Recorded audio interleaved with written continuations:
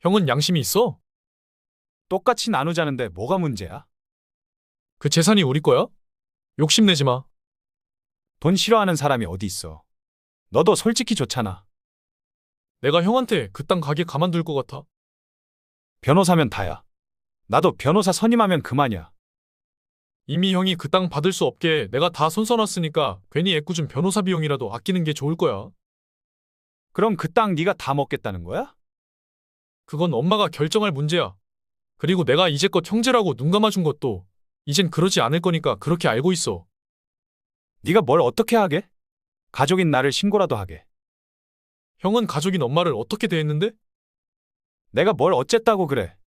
엄마도 제주도 좋아했던 거 너도 알잖아.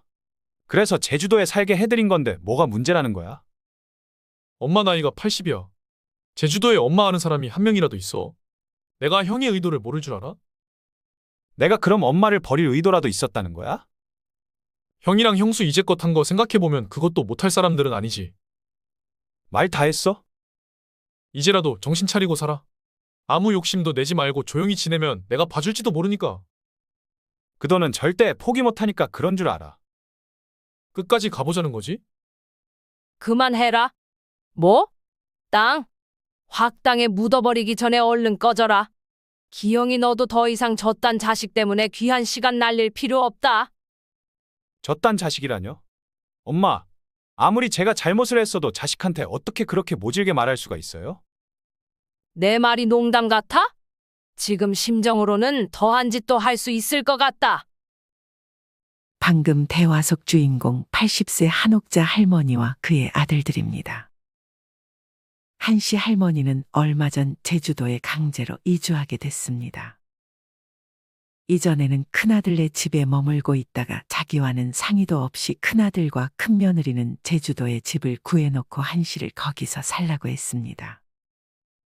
평소 제주도를 좋아한다는 말을 하긴 했지만 아무 연고도 없는 제주도에서 혼자 살 생각은 하지 않고 있었습니다. 어느 허름한 시골에 집 하나를 구해놨는지 큰아들과 큰며느리도 그때 처음 자신들이 구해준 집을 확인한 것 같았습니다. 그리고 자기들 눈으로 직접 확인한 그 집은 사람이 들어가 살만한 곳이 아니었습니다. 하지만 큰아들과 큰며느리에게는 그것은 중요한 것이 아니었습니다. 그저 할머니를 제주도에 놓고 오는 것만 목적이었던 큰아들은 업체를 불러주겠다며 그동안은 숙소에서 지내라고 했습니다. 이후에도 할머니의 의도와 상관없이 업체가 집을 수리해주긴 했습니다. 그마저도 다 하고 간 것이 아니라 나머지는 할머니에게 직접 집을 손보라고 시켰습니다. 예전부터 집에 문제가 있으면 한씨 할머니가 직접 집을 손보기는 했지만 이젠 나이도 있고 잘못하다 다치면 크게 다칠 수 있기 때문에 한씨 할머니는 그 집에 들어가지 않았습니다. 이후 한씨 할머니는 계속 숙소에 머물면서 변호사였던 둘째 아들과 수시로 연락하고 있었습니다. 한씨 할머니는 당하고 있지만은 않았습니다. 과연 한씨 할머니는 자신을 제주도에 버리려고 한 큰아들과 큰며느리에게 어떻게 대처했을까요? 지금부터 그 이야기를 들려드리겠습니다. 한씨 할머니는 젊은 시절 그 당시 늦은 30대 초반의 나이에 남편을 만나 결혼을 했습니다. 한씨의 남편은 한씨보다 2살이 어린 사람이었는데 결혼을 했을 당시에도 별로 철이 들지 않았습니다. 한씨의 시부모님들은 철 좀 들라고 장가를 보냈지만 한씨의 남편은 나이가 들수록 점점 더 엇나가기 시작했습니다. 결혼을 하고 분가하자 아무도 눈치 볼 사람이 없어져 마시고 싶었던 술도 마음껏 마셨고 어느 순간에는 일도 안 하고 노름에 빠지기 시작했습니다. 한씨의 시부모님은 그런 아들과 한씨에게 다시 집으로 들어오라고 말했습니다. 한씨의 시부모님은 꽤나 넓은 땅에서 농사를 짓고 있었고 한씨는 매일같이 그런 시부모님을 도와 일을 했습니다.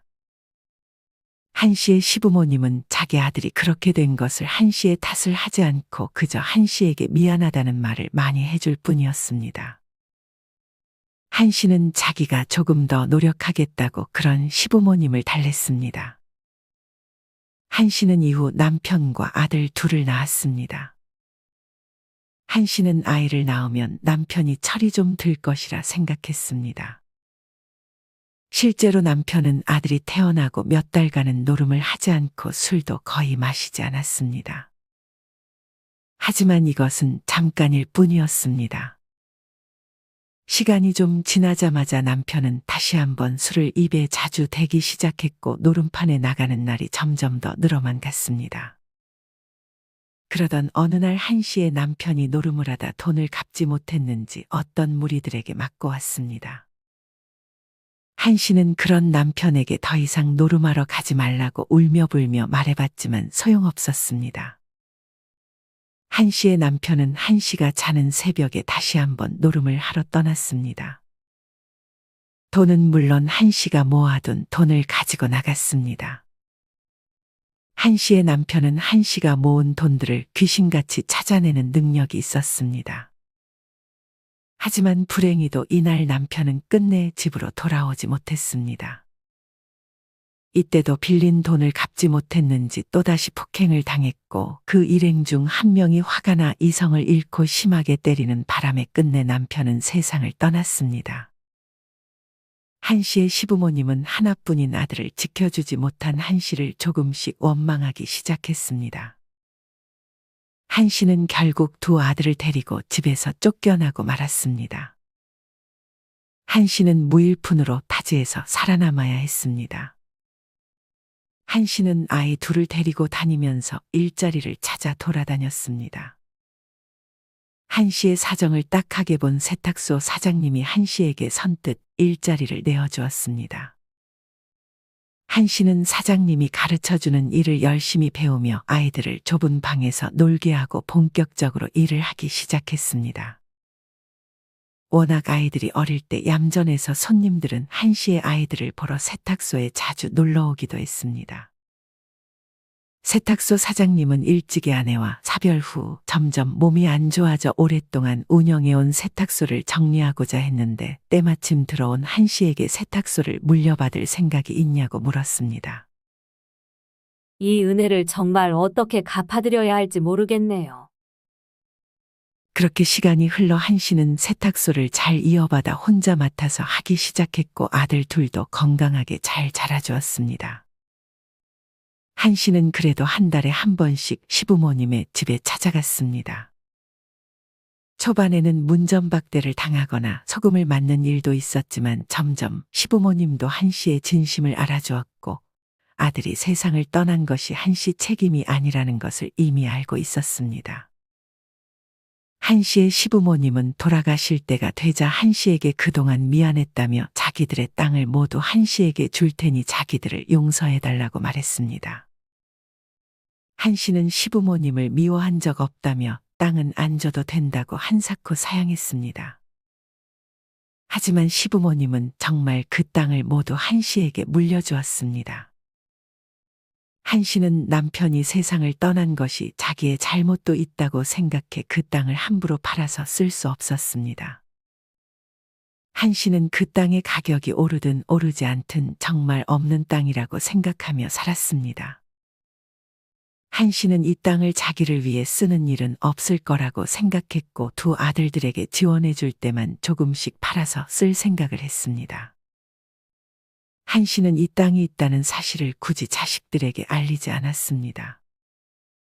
누군가 그렇게 하라고 알려준 것도 아니었지만 한 씨는 왠지 자식들에게는 땅이 있다는 사실을 알리지 말아야 할 것만 같았습니다.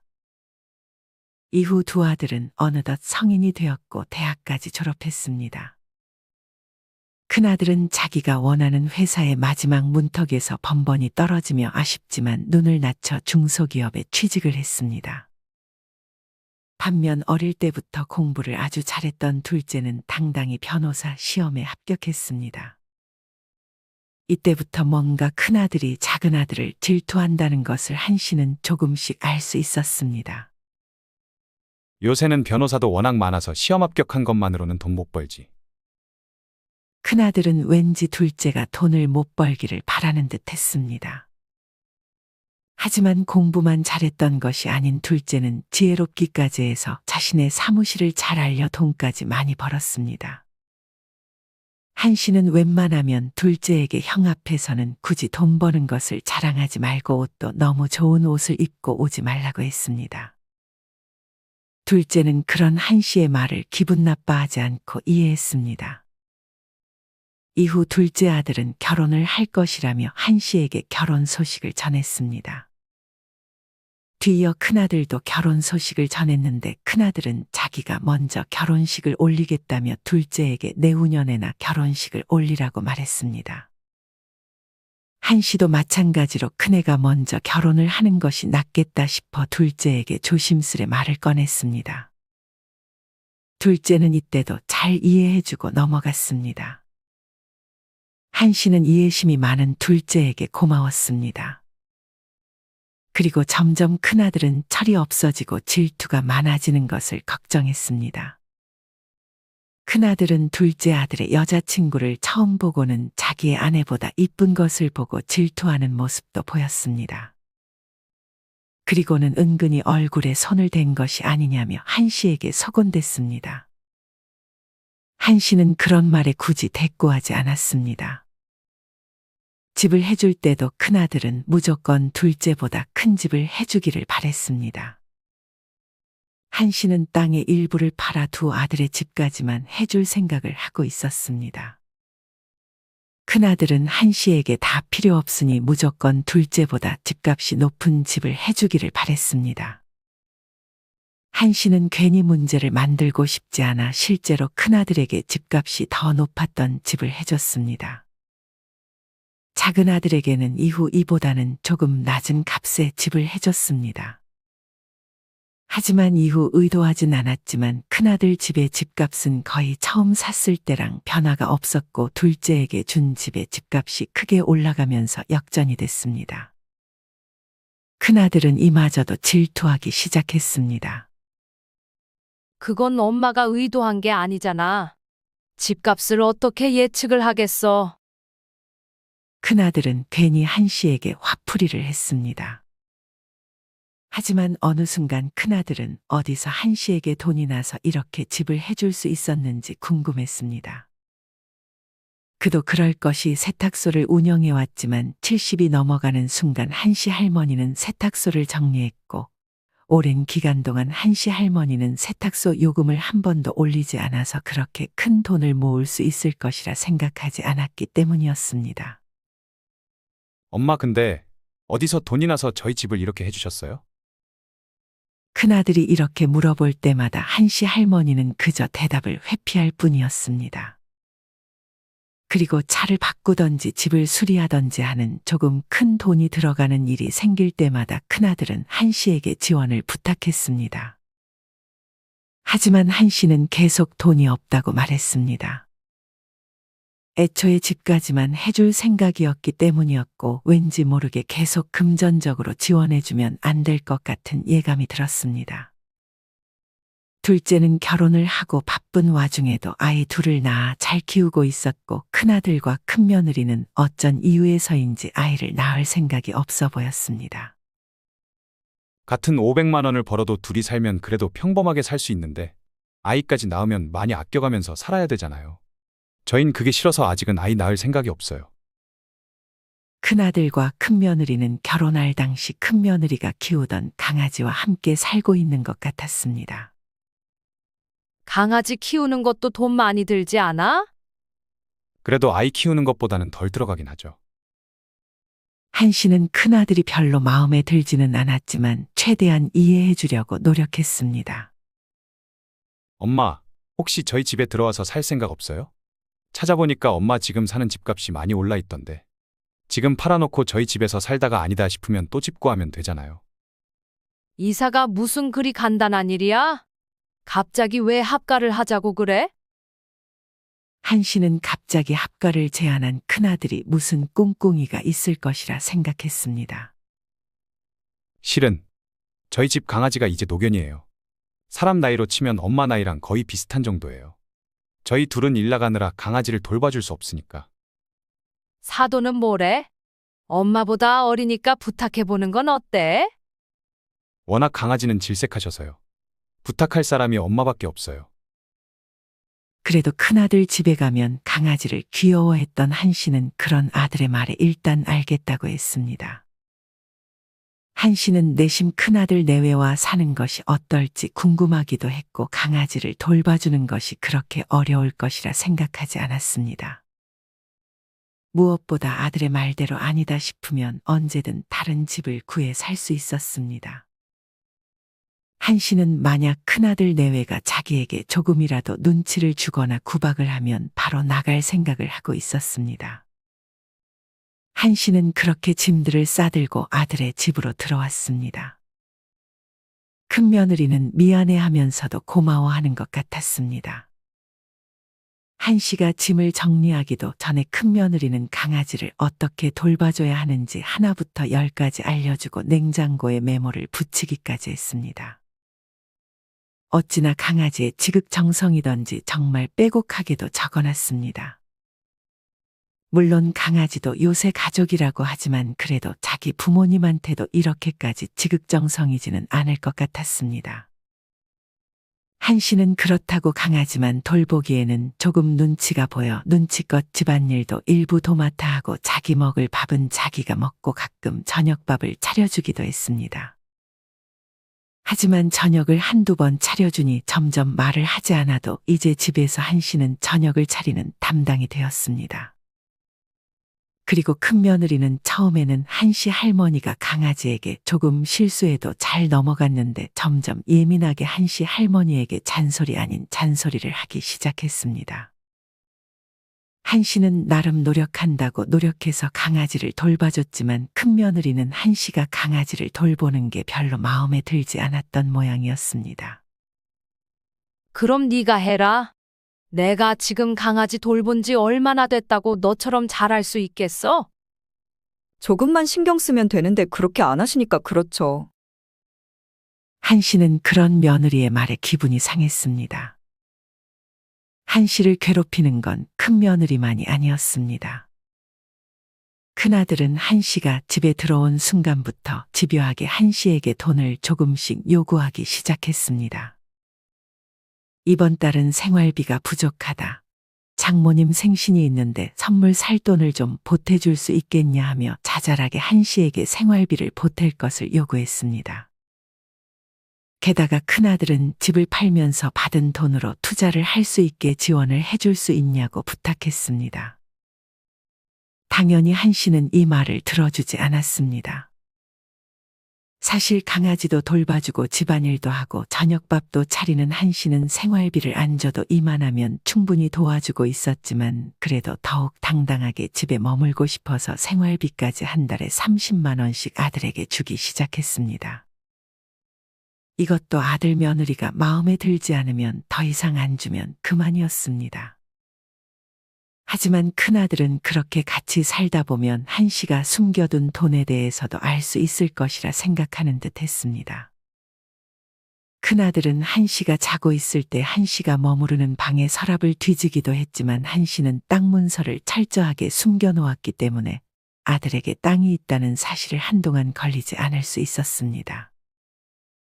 큰아들은 어느 순간 정말 한씨에게 재산이 없다고 생각했는지 이내 태도가 변하기 시작했습니다.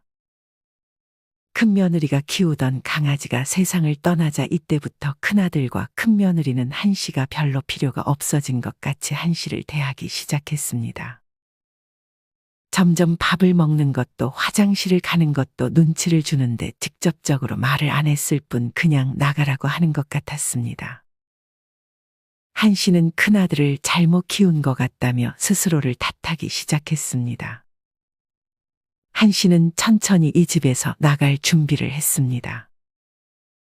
큰아들과 큰며느리는 어느 날 갑자기 한씨에게 제주도 여행을 제안했습니다. 갑자기 웬 제주도? 그냥 엄마 모시고 여행을 한 번도 안 해본 것 같아서요. 한씨는 직감적으로 큰아들이 죄책감에 여행을 한번 같이 가고 이후에 나가라고 하겠구나 생각했습니다. 한씨는 그렇게 마음을 미리 먹고 제주도에 가서 잘 놀다 올 생각만 했습니다. 한 씨에게 제주도는 참 가보고 싶었던 곳이었습니다.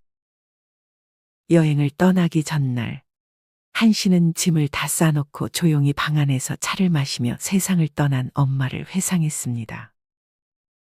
한 씨에게도 어머니가 있었습니다. 한 씨가 시부모님의 집에서 쫓겨날 때도 다시 집으로 들어와 살라고 했던 어머니. 힘들게 두 아들을 키울 때도 가끔 한 씨가 살던 곳으로 찾아와 한 씨에게 안부를 묻고 용돈을 쥐어주던 어머니가 있었습니다. 한 씨의 어머니도 꽤나 오랫동안 살다가 세상을 떠났습니다. 한 씨는 아들들이 어느 정도 크고 나서 그런 어머니와 함께 제주도를 한번 가보고 싶다고 생각했고 어머니에게 직접 말도 했습니다. 제주도 여행을 가자는 말에 소녀처럼 설레하던 어머니의 모습을 한 씨는 잊을 수 없었습니다. 한 씨는 그런 어머니의 모습을 보며 더욱 신이 나 자기들이 갈 곳의 사진들을 보면서 설레했습니다. 하지만 불행히도 얼마 지나지 않아 한 씨의 어머니는 세상을 떠났습니다. 한 씨는 혼자라도 가보고 싶었지만 어머니가 더욱 그리워질 것을 알았기에 그동안 제주도에 가보지 못하고 있었습니다. 그렇게 시간이 흘러 제주도에 가자는 아들의 제안에 한 씨는 드디어 제주도 여행을 가게 된 것이었습니다.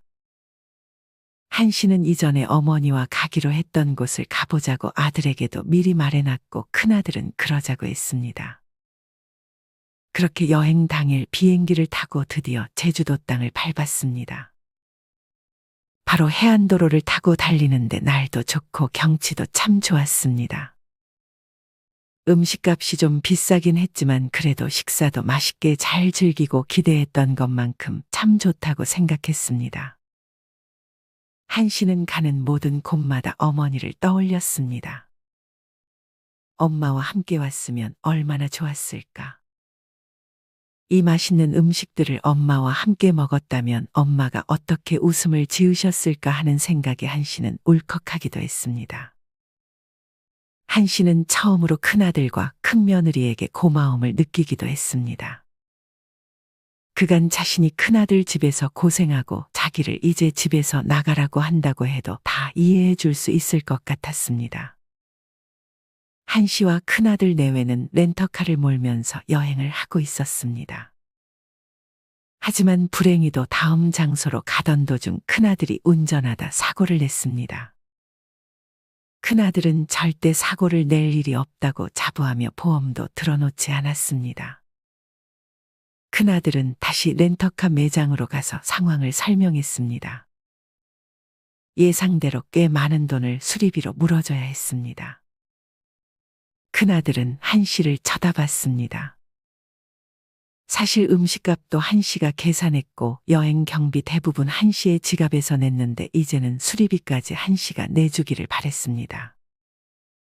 한 씨는 늙은 자신을 데리고 여행을 해주는 것이 어디냐며 식사값이나 비행기 값은 아무렇지 않게 낼 수 있었지만 자기가 낸 사고의 보험도 자기가 안 들었으면서 한 씨에게 돈을 내라고 하는 아들 때문에 한 씨는 여행을 와서 처음으로 기분이 별로 좋지 않았습니다. 그래도 한 씨는 아들 대신 수리비를 그냥 내줬습니다. 큰아들은 태연하게 다른 차를 대여하기 위해 다른 렌터카 매장으로 향했습니다. 그렇게 차를 바꾸고 여행을 다시 시작했습니다. 하지만 원래 가기로 했던 곳이 아닌 곳으로 아들은 목적지를 설정했습니다. 우리 성산에 가는 거 아니었어? 거긴 너무 멀어요. 다음에 가봐요. 한 씨는 내심 아쉬웠지만 그래도 꽤 많은 곳을 둘러봐서 만족했습니다. 해가 저물고 있었는데 아들이 가는 곳은 점점 인적이 없는 시골이었습니다. 큰아들은 다 도착했는지 이내 차를 멈추고 내렸습니다. 여기는 왜 온 거야? 앞으로 엄마가 살면 좋을 것 같아서 미리 보여드리려고 데려왔어요. 한 씨는 아들의 말을 한 번에 이해하지 못했습니다. 네 말은 여기가 내가 앞으로 살 집이라는 거야? 큰아들과 큰며느리는 그런 한 씨의 말에 아무런 대답을 하지 않았습니다. 왜 말을 못해? 여기가 왜 내가 살 집이라는 거야? 엄마 제주도 좋아하셨잖아요. 여기로 이사 오시면 어떨까 해서요. 한 씨는 아들이 가리킨 집을 다시 한번 유심히 살폈습니다. 해가 져서 그런지 더욱 집이 음침해 보였고 수리도 안 돼 곧 무너질 것만 같은 집이었습니다. 큰아들과 큰며느리도 그 집을 처음 본 듯했고 자기들도 이 정도로 허름할 줄은 몰랐다고 생각한 것 같았습니다. 그래서 너네가 지금 나 살라고 이 집을 구하기라도 했다는 거야? 네. 집은 저희가 수리업체 부를 거예요. 그리고 낮에 보면 지금보다는 훨씬 괜찮아 보일 거예요. 오늘은 호텔에서 주무세요. 한 씨는 이때부터 입을 꾹 다물고 아무 말도 하지 않았습니다. 큰아들과 큰며느리는 한 씨를 호텔 앞에 내려주었습니다. 사실상 이름만 호텔이지 거의 모텔이나 다름없었습니다. 여기서 주무시면 돼요. 하지만 어떤 이유에서인지 큰며느리는 차에서 내리지 않았습니다. 여기 나보고 혼자 자라는 거야? 아, 네. 저희는 다른 숙소를 예약해서요. 아니, 아무리 그래도 같이 여행 온 건데 왜 잠을 따로 자? 저희 사실 며칠 있다가 결혼기념일이라서요. 저희 한 번만 이해해 주세요. 제주도에 갑자기 살라는 것도 모텔에서 혼자 자라는 것도 아들은 거의 한 씨에게 강요하다시피 했습니다. 한 씨는 아들과 며느리는 어디서 자나 궁금해서 몰래 택시를 타고 아들의 차를 따라갔습니다. 아들과 며느리는 바다 근처에 아주 근사한 진짜 호텔에 차를 세우고 들어갔습니다. 한 씨는 그 모습을 보고 배신감을 감출 수 없었습니다. 같은 호텔의 방만 따로 들어가면 되는 거 아닌지 싶었습니다. 한 씨는 모텔로 돌아가지 않고 아들과 같은 호텔에 방이 남았는지 물었습니다. 다행히도 취소된 방이 하나 있다고 해서 한 씨도 그 호텔에서 묵을 수 있었습니다. 한 씨는 다음 날 일찍이 그 호텔 복도에서 아들과 며느리를 기다리고 있었습니다. 한 씨를 데리러 모텔로 향하려던 큰아들과 며느리는 한 씨를 보자 당황한 기색이 역력했습니다. 어떻게 여기 계세요? 왜? 난 여기 오면 안 되냐? 그 귀신 나올 법한 모텔에서는 못 자겠어서 나도 좋은 호텔에서 묵었다. 돈은요? 돈 아껴 쓰셔야죠. 그렇게 함부로 돈을 쓰시면 어떡해요? 내 돈 내가 쓰겠다는데 네가 무슨 상관이야? 아들은 한 씨의 돈을 자기 돈이라도 쓴 것 마냥 아까워하는 듯 했습니다. 한 씨는 큰아들과 큰며느리와 여행을 같이 할 생각이 없다며 둘이 여행을 하다 그냥 올라가라고 했습니다. 한 씨는 버스를 타고 가고 싶었던 성산으로 향할 준비를 했습니다. 정말 혼자 여행하셔도 괜찮겠어요? 언제부터 니네가 날 걱정했다고. 그렇게 결국 큰아들과 큰며느리는 둘이서만 제주도를 돌아다녔습니다. 성산으로 가는 버스에 올라탄 한 씨는 둘째 아들에게 전화를 걸었습니다. 전날은 일이 바빴는지 통화가 안 되던 둘째는 주말이었던 그 다음날 전화를 받았습니다. 한 씨는 한풀이 하듯 어제 있었던 일들을 모두 둘째에게 말했습니다. 정말 형이 그렇게 했다고요? 제가 죄송해요. 엄마를 더 신경 써드렸어야 했는데. 둘째 아들은 형에게 제법 분노한 듯 싶었습니다. 사실 둘째는 형이 불법 도박을 한다는 사실을 안 이후로부터 형과 일정한 거리를 두고 있었습니다. 둘째는 그래도 그 사실을 가족이라고 눈을 감아주려 했습니다. 큰아들은 이전에도 도박 자금을 마련하려고 한 씨뿐 아니라 둘째에게까지 돈을 빌리려 하기도 했습니다. 큰아들만 하는 것이 아니었고 큰며느리까지 불법 도박을 하고 있었습니다. 자꾸만 한 씨에게 돈을 요구했던 것도 사실은 불법 도박 자금을 모으기 위해서였습니다. 한 씨는 이 사실을 처음 알았습니다.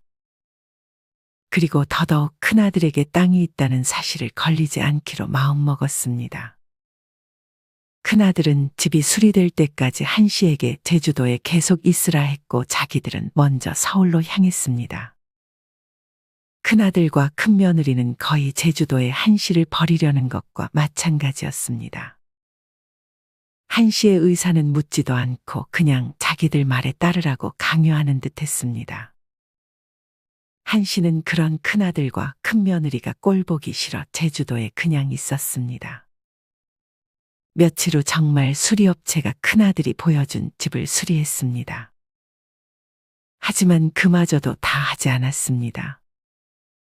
큰아들은 자잘한 수리는 한씨에게 직접 하라고 했습니다. 이전에도 큰아들 집에 뭐가 잘 안 되면 한씨가 직접 고쳐주고 벽지도 한씨가 직접 교체했을 만큼 한씨는 그런 것을 잘했지만 이제는 나이가 있고 다치기라도 하면 크게 다칠 수 있어 조심해야 했습니다. 한씨는 땅을 일부 팔아 처음으로 자신을 위해 사용했습니다. 한씨는 호텔에서 한 달 정도 묵을 계획을 했습니다. 이렇게 자신을 위해 돈을 쓰는 것도 정말 좋았습니다. 이맘쯤 둘째 며느리가 손주들을 데리고 제주도로 와서 한씨의 호텔에서 같이 묵었습니다. 둘째 며느리는 말은 없었지만 누구보다 마음씨가 고왔습니다. 둘째도 바쁜 와중에 제주도로 한번 내려왔습니다. 한씨는 둘째 아들에게 숨겨둔 땅에 대한 사실을 말했습니다. 그리고 이 땅을 팔아 자기 쓸 생활비를 제외하고 기부도 충분히 한 뒤 남은 재산은 둘째에게만 물려주겠다고 말했습니다. 이미 돈을 잘 벌고 있던 둘째는 자기 줄 필요 없으니 형에게도 주지 말고 기부도 하고 실컷 돈을 쓰며 사시라고 말해줬습니다. 하지만 이맘쯤 불행히도 한씨가 숨겨둔 땅이 있다는 사실을 큰아들이 알게 됐습니다. 먼저 다시 올라간 큰아들은 한씨의 방을 뒤지다 옷장 깊숙이 숨겨놨던 땅 문서를 봤던 것이었습니다. 큰아들은 그 사실을 알게 되자 바로 제주도행 비행기 티켓을 끊었습니다. 큰아들은 바로 한씨가 묵고 있는 호텔로 도착했습니다. 큰아들이 왔다는 말에 한씨는 왜 왔는지 몰라 둘째 며느리는 그냥 방에 있으라 하고 호텔 로비에서 큰아들을 만났습니다. 큰아들은 방에서 얘기하자고 했지만 한씨는 둘째 며느리가 와 있다고 말하고 그냥 그 자리에서 얘기하자고 했습니다. 둘째 며느리가 와 있다고 하자 큰아들의 표정이 순간 굳어졌습니다. 큰아들은 이전과 같은 수법으로 뭔가 부탁을 하기 전에 한씨의 기분을 좋게 만들 작정으로 카페에 한씨를 데려가 달콤한 케이크를 하나 시켜줬습니다. 그리고 예전에 어릴 적 추억을 얘기하며 한씨의 마음을 약하게 만들 작정이었습니다. 하지만 그런 큰아들의 수법을 이미 간파하고 있었던 한씨는 그런 큰아들이 무슨 말을 하든 들어주지 않을 생각을 하고 있었습니다.